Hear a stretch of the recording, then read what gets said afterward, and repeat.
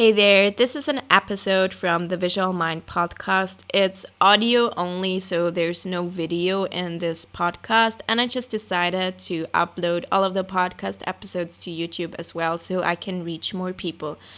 Before we get started with the podcast, I wanted to mention that I offer coaching for artists and art businesses, and especially if you have a lot of self-sabotage and self-doubt going on, I really recommend investing in a coach because it really helps you to get out of your own way. And I personally found that once I invested in a coach, I really started to thrive a lot more and really got out of my own way and started to see all of the things that I could improve on. And it's not about working harder and pushing yourself more. It's actually about doing the more courageous things and having someone who's just 2 steps ahead of you who can guide you and help you through this. It helps tremendously and it makes such a big difference.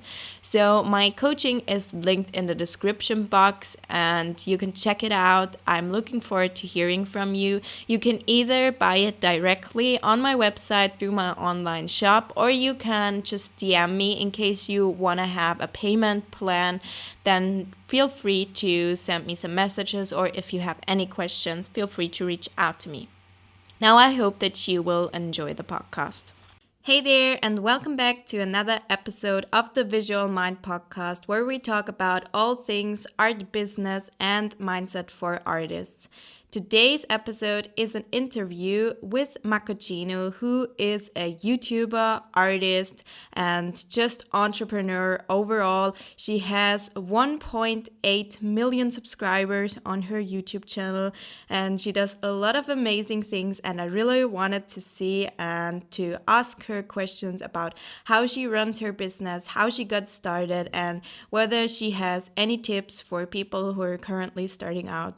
We talked about so many things that I'm sure you can relate to some of those, and I really hope that you enjoy this episode. So let's get started with this. Hey, Mako, thank you so much for joining me on my podcast today. Thank you for having me. I have some questions prepared for you, and I'm so excited to see what you're going to tell me.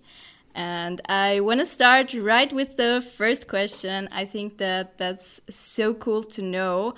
Who's your biggest inspiration in your business? Because I'm sure you have a lot. I follow a lot of different entrepreneurs on Instagram and just in social media in general. I really like Marie Forleo, Amy Porterfield, and they're just these main 2 women who inspire me to work hard and focus on your main mission, your vision, and you like can do whatever you want, and you, as long as you work hard, believe in yourself, and just in general when they show you how they do things, it's very inspiring. Like they never do crazy things. They always stay true to who they are and make it work. And I really enjoy watching how they grow, and it really inspires me as well. That's so cool. So those are more self-development people rather than other artists. Yeah. I see that you're so interested in self-development as well, and that you're always learning more about it. I think that's so important in business, and I'm so interested in that as well. I also follow those 2, and they're so amazing. Are you, by the way, listening to the Gold Digger podcast as well? Sometimes I just discovered it not so long ago, but I can't keep up with everyone's podcast lately. So that I also have so many books that I want to read. I actually just ordered another book by Renee Brown. What was the name about imperfection? The Gifts of Imperfection. Yeah, exactly. Yeah, I've read that as well. I listened to it on Audible. I love audiobooks while I'm painting and everything. It's just so much fun, especially self-improvement ones, because it helps me to have a positive mindset and be just in a better mood altogether. Mm-hmm. I'm so excited that you share this passion and that you mentioned those two people. Yeah. So you have a huge YouTube channel. You have 1.8 million subscribers. That's insane. So many. Congratulations on that, by Thank the you. way. That's amazing. And you've been doing it for a long, long time. And so I wanted to ask you if you have any advice for people who are currently building their YouTube channel and also on how to monetize it. How do you actually make money out of that? Because just because you have subscribers, I'm sure it's not that easy. You have to figure out how to actually make a career out of that. Yeah, so I started my YouTube channel. I didn't have any big plans. Like I just started sharing my ideas and I had no idea what other people are doing. It was just always the focus, okay, subscribers, views, growing at some point. And because then you realize the more views you get, the more ad revenue you get. So you can apply to partner, YouTube partner, and then earn money from the views. Like, I don't know, like every 1,000 views, you get a certain amount of money, just like a small amount, and then it just the more views you get, the more advertisements are shown on your videos, the more you can earn.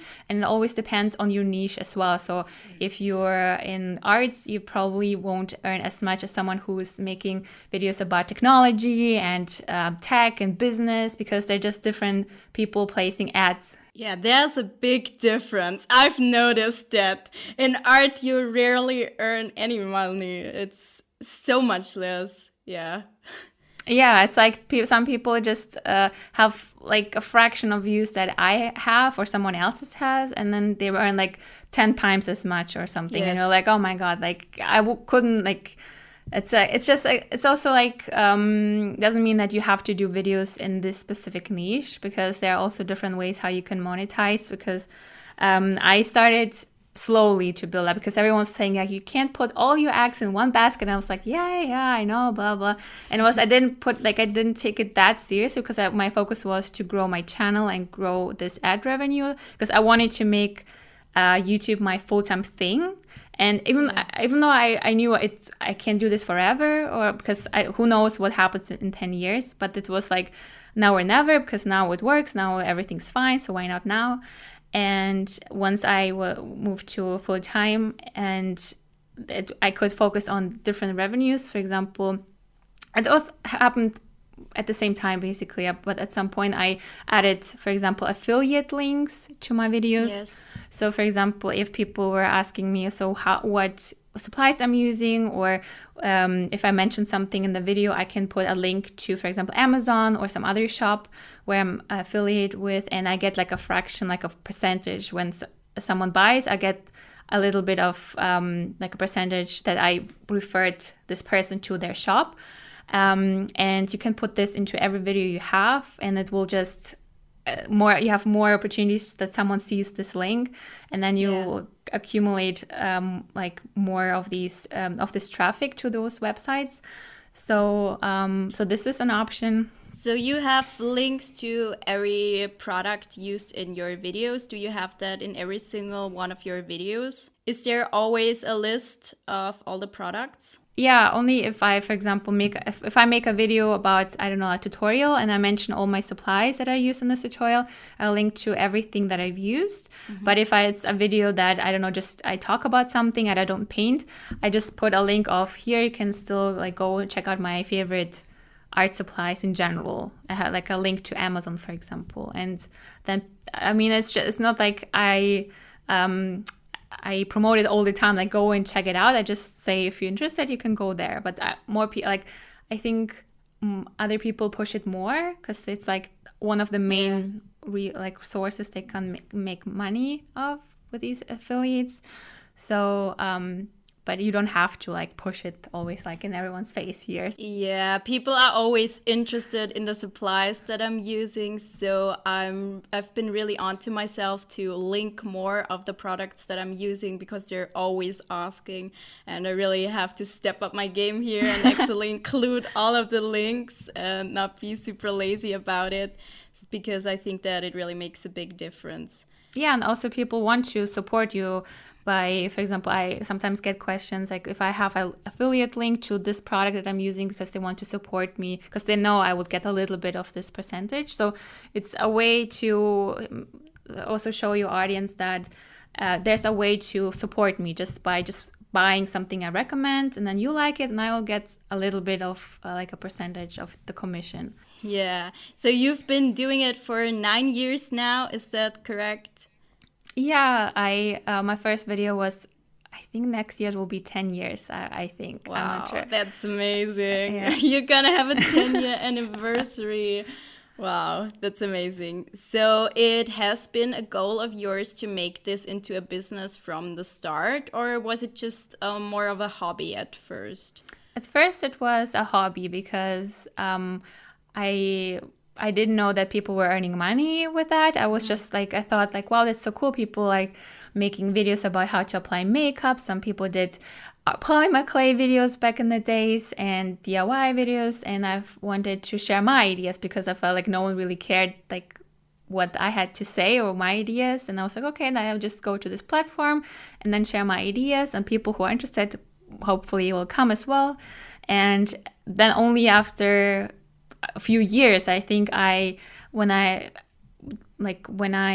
officially turned what I did with my YouTube channel into a full-time job, when I went to the finances people said, okay, I'm doing this for reals. It was, I think, 2015, so it's like 5 years ago. Okay. And Yeah. I think only now, like in the last year or something, I focus even more on actually making it more into a long-term thing, like not just like focusing on uploading videos and hope for the best. It's more like, okay, what is my long-term actually goal with everything that I do? Because I want to like do this as long as possible, help more people, and also don't burn out along the way. So it's like always like a process. Yeah. That's always a balance that you have to find, not burning out and still pushing yourself as much as you have to in order to keep pursuing it. And yeah, on building a YouTube channel, I actually, for all the listeners, have a Skillshare course about that. And Mako actually gave me awesome advice for that, and I included all of that. So if you're interested in building an art channel, check out that Skillshare class. I wanted to ask you another question, and that's, what's your current biggest income stream in your business? So you mentioned that you do more than one thing. What are you currently most focusing on? Is it affiliate links? Is it the YouTube ads revenue, or what is it? So it used to be my YouTube channel ad revenue. Then it turned into also pushing affiliate links, and then I also tried to find lots of sponsorships that fit my channel. Like I worked with the Rijksmuseum, and I painted this my portrait by following one of their tutorials, because I actually have also a YouTube channel. And then just different brands I Skillshare, I work with Skillshare as well. But then I realized that I always promoting other brands, but I don't have much time to create something for myself. So this year I think I only had one sponsorship, and everything else I just said no, because I had to finally learn to say no to make room and more time for things that I can actually make happen for myself. So then I learned about actually creating courses, and I launched my very first course this year, and this was one of the main income streams this year, next to my ads revenue, because everything else I kind of slowed down, said no to. So now it's my course and my YouTube channel ad revenue. You're selling your own course right now? Yeah, so it's for now I only launched it twice, because I want to like have focus on all the people who joined and really figure out how to make it better and better. And I can just help. I feel like it's such a it's just so much fun to teach in a course because people are so engaged, they're really interested in learning, and everything is very structured. It has like everything that they need is everything packed. They don't have to hunt down everything. So it's like you save people time, and also you can help people. I can reply to 500 comments on one video every day. So it's like there's this like in my course, I feel like I can help them better. Yeah, it's easier if there is a paywall. I noticed that with my Patreon, that it's just easier to keep up with those people and that I actually know them and that I kind of know who they are and what they have been commenting. It's so much easier because it's just not such a big amount of people and they're so committed and comment all over again. So I imagine that it's similar there. Do you have a kind of chat or community in there? How does that work? Or do you just sell the course like a product and then they can email you? Or so for now I have the option, like we have a Facebook group people can join, but not everyone wants to join a Facebook group or they don't have Facebook, so they have the option to email me. But it's the majority is in the Facebook group, I think, and if there's anything they can ask, and people also help each other, they like share their feedback. And then we also have this year monthly live painting sessions where they come also on a Zoom call and we paint together. And this is like an artist date where they can join and paint along with me and everyone else and then share what they created. So it's like a whole different experience for everyone, I think. And it's more personal, and it's just in the Facebook group and email, people can reach out to me, but mostly in the Facebook group, it's where everything happens. That's amazing because you get this sense of community and that we're in this together. And especially right now where most people are in quarantine, staying at home, it's so important to keep up with some social interactions. So I think that that's really cool that you're doing that. And I should check it out, really. It sounds awesome. It sounds really fun. Well, the course is for watercolor beginners. I think you're already past this point. I'm a little bit too advanced for that. But you can join the community. Yeah, it sounds awesome. My next question is, how did you transition from being a uni student to self-employed? Because I think that you were never employed. You never had this corporate job. You just went from studying at uni and then you went to be self-employed. Is that right? Yeah, so I worked when I was in school, like in my holidays, and when I was studying, I had side jobs. Like in school, I had to work. Well, not had. I chose to work in a factory because I wanted to earn money. And then I was like, how can people sit here every day? Well. I felt like something. I mean, I worked. I was not lazy. I was just thinking like, how can you do this like your whole life, like sit here and do this boring thing, like I can't imagine it. So it was like it felt like unnatural to me. So was one of the points where I felt like this is not really something for me. And then after when I went to university, I did like also work. I worked in a theater where I helped like with groups where they planned their like presentations on the stage, and also I worked with children. I gave workshops, and it was like so exhausting that I was like, I can't just wake up, go there, come back home late and be tired and then go to sleep and start everything all over again. I was like, I can't imagine my life being this way. And I always felt like something is wrong with me because I didn't feel like doing all this. And my mom was like, yeah, get used to it. It's like how life is now. I just refused to believe this. And so my goal was when I started university, I started also my YouTube channel on the side because I just wanted it.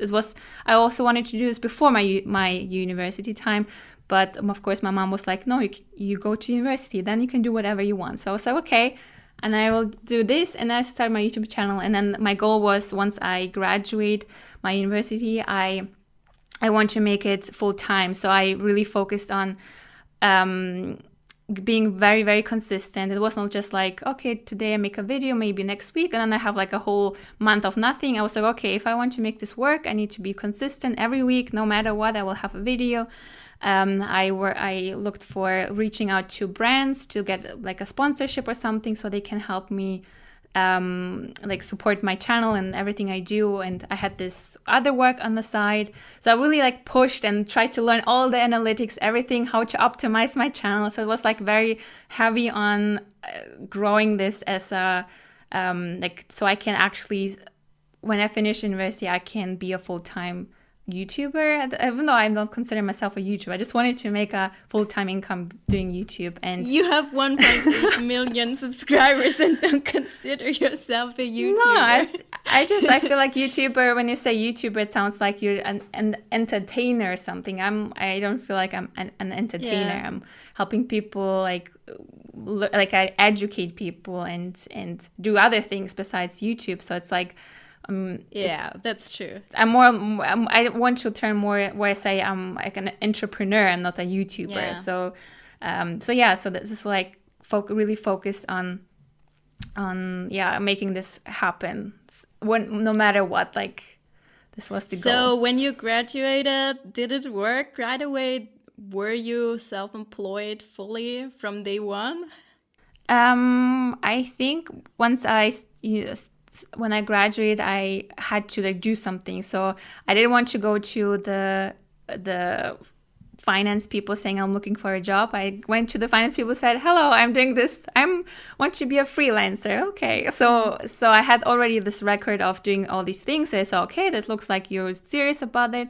So I got my the tag of being a freelancer, and from there it just happened. Like you create your own opportunities, basically. Like as long as you align everything you do to this one goal, it feels like it happens. It's like opportunities come your way sometimes. Like when you go, like get a sponsorship that pays like your bill for the next 2 months or something like that. This is like, oh my God, this is happening. This is real, and you kind of like don't know what to do with yourself. But yeah, it didn't. Still took like.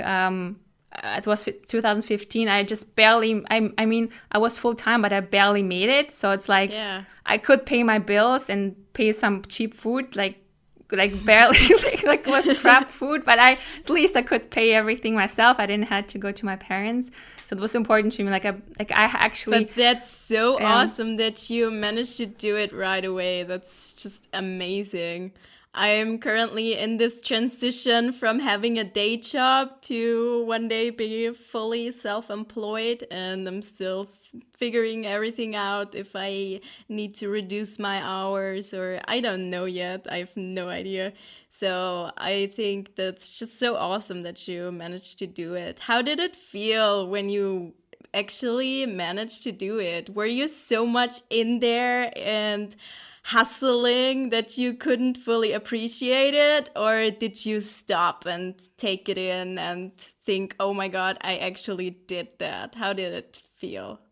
No, I think at the beginning, because in the beginning it was only me barely making it, even though I was self-employed. So it was like, okay, but it was the next stage was focusing on growing this so I can comfortably live and don't have panic attacks. Oh my God, what if my views go down? How will I pay my rent? I wanted to get out of this stage, because I was like there was this stage where I was fully in panic mode because something changed on YouTube.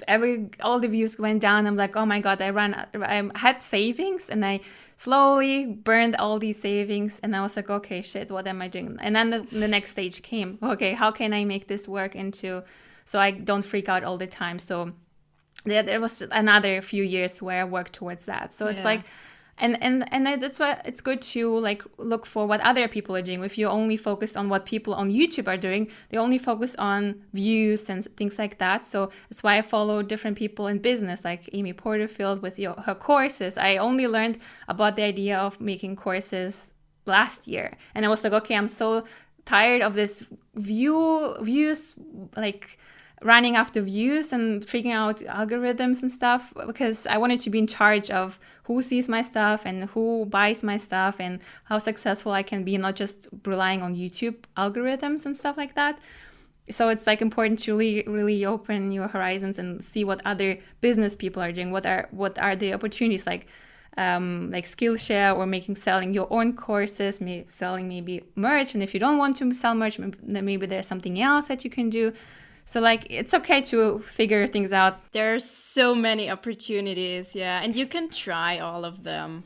I'm Yeah. still trying a lot of them. I have more this problem that I can't really decide what direction I want to go in there because there are so many ways I could do it. And I probably should focus more on fewer things, but it's just so awesome. There's so many ways to monetize. Maybe I should do a podcast episode with ideas on how to make money as an artist because there are just so many.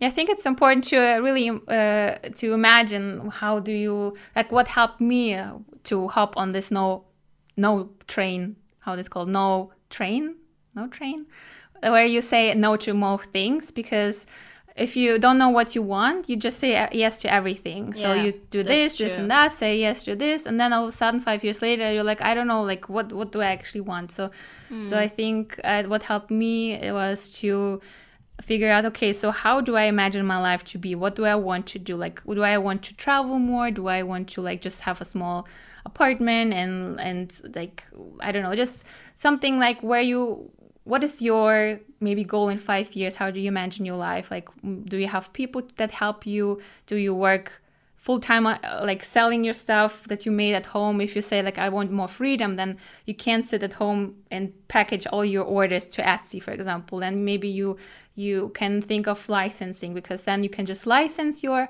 designs and then it will just passively sell, and you will passively earn from that. So it's like, you need to think about what do you want to do basically in your life. Yeah, that's very great advice. So you can kind of reverse engineer that from where you want to be. So now I know where I want to be and what I want to do and how am I gonna get there. That's very, very great advice. So you obviously spend a lot of time at home because you're fully self-employed, and I wanted to ask you how you structure your day, and do you plan for breaks, because obviously you don't want to burn out and you have to have scheduled your breaks, I assume. And just how do you approach that? How far ahead do you plan? So I really learned to focus and set priorities, because I used to do like 5 million different things and try to keep up with all these things. And then I realized, do I really need to do all these things? So that's why I structure my weeks and days by focusing only on the important things. So if I have a weekly goal or a daily goal, I focus on those. So for example, I'm launching my book soon. So my goal is of this end of this year to launch my book. So everything that I do moves towards this launch. So I structure everything that I do. Like I have my weekly 3 goals that are aligned with this goal that I launched my book. And every day I have 3 goals that also are aligned to my weekly goals and then my quarterly goal.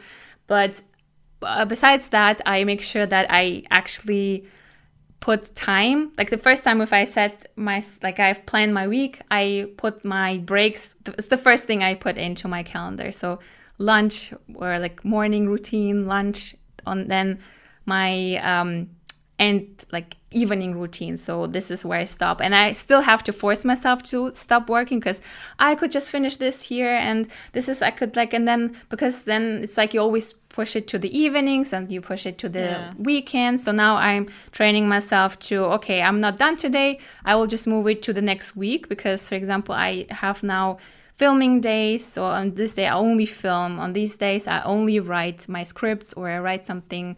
So I don't switch around, and I don't like, for example, if I don't finish a video today, it's not like I used to always like move it to the next day, and then I still have something to finish on Saturday.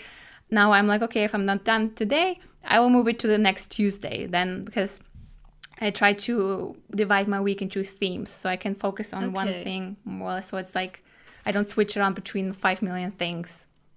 That's amazing. So you always keep track of your goals. do you have more of a to-do list, or do you actually schedule the time that you think it will take you to do something? Yeah, so I use Asana. I started using Asana where I have my goals and I break it down into all the to-dos. And then I give myself deadlines. And then I structure, for example, if I want to batch a few videos and I see, okay, then I have to prepare 3 videos and I do this on Monday. Okay, then I have already 3 things prepared and I can film on Tuesday all these 3 videos. And then I just, I tried, sometimes I give myself time just to, okay, I give myself 1 hour to finish this. Otherwise, I will just sit there for 5 hours. Yeah. But yeah, so I do like planning out in Asana and then giving myself time, like time blocks in Google Calendar. So I know, okay, this is work time. This is where I film my video, do this or that, because otherwise it's just like you're like flying around like, oh, I have to do this, so I'm just, I don't know, maybe browse a little bit. No, it's like scheduled. Here's the time block. This is all you got. Yeah. And you're in this constant not actually doing something, but also not really taking a break, but somewhere in between those. I think that that's actually a big contributor to burnout, that people don't take real breaks, and it's just they're constantly procrastinating. And I'm speaking of experience now, so yeah. That's awesome that you've figured out how to actually do that for you. So the next question is a very big and important one, I think, and it's, how do you deal with setbacks, and what obstacles have you faced so far, and how did you handle them? They're always like, I feel like whenever I think back in the days, I always hope for this perfect time where everything's just perfect, nothing happens, everything's in flow.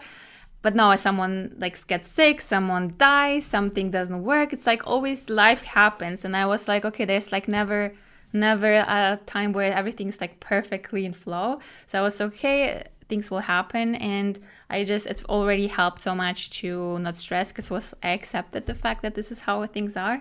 And then when something happens, like if just like business-wise, if something doesn't work out, I don't take it personally. I learned to not take. I don't try not to take it personally. And maybe the first moment, like, oh my God, what is this? and then to question everything. But then I realized it was not about me. It was like, for example, I launched my first course and it didn't do as well, and some people were upset, and I was like sad. I got upset because I felt like I thought there was something wrong with me. I did something wrong, but it was just like I did not a good job here because I didn't do this in this order, or I did this, I didn't say this, or I said this, because it was just like I separate myself of everything that happens. Like if it's like when a video doesn't do well, or and like when like in your view, for example, it doesn't do well, it's not that you suck, it's just that the video maybe didn't resonate, the topic didn't resonate or something. So it's like always like I see everything as a learning opportunity, and if you don't do things where you fail or that doesn't work out, you never get better. So it's good to like fail, do things, and okay, this doesn't work, so at least I have already something where I can improve on and get better. So it's like a song, you just need to keep moving, and I always use everything as a opportunity to learn and to grow. So that's why I'm not scared to if something doesn't work out, because I always learn something from it. That's an amazing mindset, and I'm pretty sure that wasn't easy to accomplish, and that it took repetition, and that you really had to be onto yourself to learn to do that. And I know that from myself, that I'm becoming better at this. I've been getting more and more into this mindset where I'm actually learning from setbacks. And I don't know if you know, but the first time I launched my Patreon, nobody showed up, and this was just so huge for me. And for me personally, it felt like a huge failure at the time. But a year later, I launched it again, and people showed up because I had learned so much. And this is just so important, and things like that happen. And Yeah, like you said, you have to accept that it's gonna happen. And this is hard because we want to control of all of the things that we can't, but yeah, we kind of have to accept that we can't control everything. Yeah, that's so I always like I even had that video where I made this poster saying everything happens for a reason, because I always felt like everything happens for a reason. But then I also learned this quote. I don't remember who said that, but it was like, it doesn't happen to you, it happens for you. So if something doesn't work out, it's for you, so you can learn and see that this is not the right thing, but so you can readjust and move on. It's like being in bad relationships. Like, how can you know what you want if you haven't been in a bad relationship where like you learn, okay, this is unacceptable or something, or because it's like, it's why even if something sucks, it's you learn from it. Yeah, that's amazing. That's the perfect kind of mindset. So, you are currently in the process of launching your first book, like you already mentioned. And did you always want to publish a book? How did that happen? How did you come up with that? And first of all, what's your book called? Because I'm sure people don't know. My book is called No Fail Watercolor. And at first I wasn't like sure if this is, because some people, I didn't want to like sound as if I'm promising that people will pick up the book and never fail. It was more like, you will fail, but as I said, it's you. Nelson Mandela was saying that, said you never lose. You either win or you learn. So this is basically that you don't fail. Like you paint something and then maybe it won't work out, but you still learn something. So it's like a no failure. And I actually never, I think I had a list for 10 years ago where I want to record maybe a music audio CD because I wanted to become a singer. Maybe, I'm sure there was something with a book or something, but it was like, yeah, I don't know, let's put it in there, because everyone was writing these bucket lists and stuff. But it was just out there in the universe, and I completely forgot about it, I think. And then later, I think it was just, again, I tried to be more open to opportunities and see what people are doing. I went to like trade shows and learned about people doing different things. And I learned like you don't have to have a massive following to be successful. I think we also went to one of the trade shows together, and I talked to, like, I met this person, she had like, I don't know, 5,000 followers, but she's doing it full time. And I was like, I had no idea that you can do this. And so I also learned that people are writing books. And one of those trade shows, a publisher approached to me, and they asked if I would be interested because my topic fits, and to this, like, write a book. And we actually started, it was 2018. And that the fair that we met at? I think it was the one. Yeah. Yeah, so it was like a whole year of writing back and forth, and I went to them, blah, blah, blah. And I, then again, in the process, because clarity comes from engagement, not, clarity comes from engagement, not thought. So I engaged in back and forth talking. I actually wrote the whole book in German. And then I decided it just doesn't feel right. And I actually said no thank you at the end. And actually during this process where I was like, this doesn't feel right, this is, I don't know, because I also learned from Marie Forleo, you need to feel this openness where you get excited about something. And I was like more like closing, like I don't feel like this is the right thing. So I decided, okay. And during this time, actually, where I was like debating, another publisher came to me. So it was like, again, like I said, like you didn't need to go through all these like emotional roller coasters. So the universe kind of comes to you, okay, you earned the next step. So it felt like, wow, I was so surprised. And I actually then decided to move to like go with this other publisher because it just felt it sounded better at the end. And I already learned a lot because I actually had a lawyer helping me deal with stuff, because I was like, okay, I don't want to sign a contract where I sell my soul. So I was already had some experience. So I'm glad you didn't sell your soul.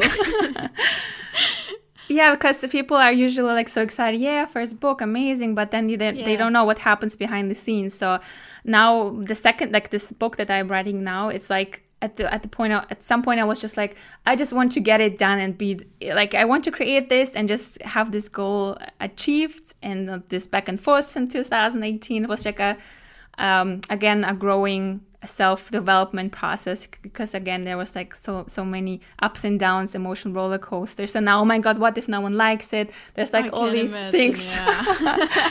But it's a learning experience, so I'm like all for it. Did you use the German version and translate it? So no, that's a you started all over again. Oh my gosh. Yeah. Wow, so it really takes the right mindset to accept that. I would have been so crushed to have spent so much time on that, but I'm sure you learned so much on that. That's amazing. So don't be afraid to invest time, because nothing is wasted, and you just gain so much from learning, and then you can use this in your next step. And you're gonna waste time. If you have a business, you're gonna do the wrong things all the time and later on notice that those weren't the right things. Yeah, but it's also part of it. Like I think Steve Jobs said, like if you look back, you can connect all these dots and everything will make sense at some point. I love that quote. It's probably my favorite quote. You can't connect the dots looking forward. You can only connect them looking backwards. Yeah, and it's so true. I've seen that so many times in my life. Looking back, it just all makes sense. So this is amazing.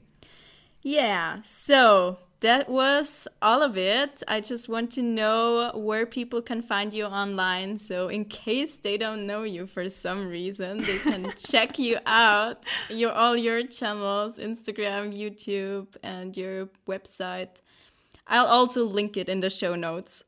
Yeah, so it's makoccino.com, my website, where I have different guides. I have my book linked, also my course linked if people want to learn something about it.